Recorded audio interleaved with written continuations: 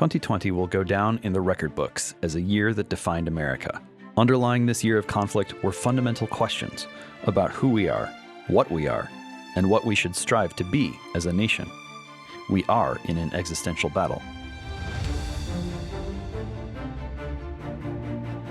Do you want to live in a land in which individuals are judged as individuals on the basis of merit, or one in which groups are judged on the basis of their position in the identity politics hierarchy? Do you want to raise your family in an environment where criminality and race riots are the norm, or one where law and order rules and societal harmony through colorblindness is the ideal constantly strived for? These aren't academic questions. These are ones we have to answer as a people today.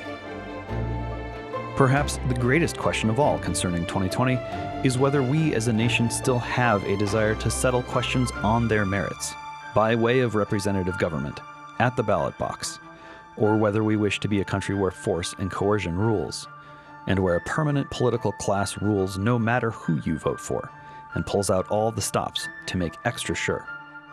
This isn't hyperbole. Look at what we're witnessing today. The rhetoric mimics scenarios gamed out by Trump haters claiming that it is he and his supporters who will riot in the event of an electoral loss, creating a constitutional crisis, while the Trump haters have been out rioting for weeks and flooding the streets in fits of rage since the very beginning of his presidency. The establishment has indicated that there will be violence in the streets and litigation in the courts should the election not go its way. Again, this is about more than any one president. It is about whether our political class will permit the people to be represented or do everything it can to represent only itself.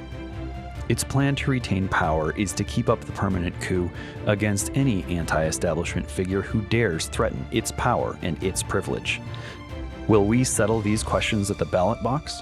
Or will they be settled through exhibitions of raw power in the streets and by judicial fiat in the courts? We must choose wisely, or risk losing everything.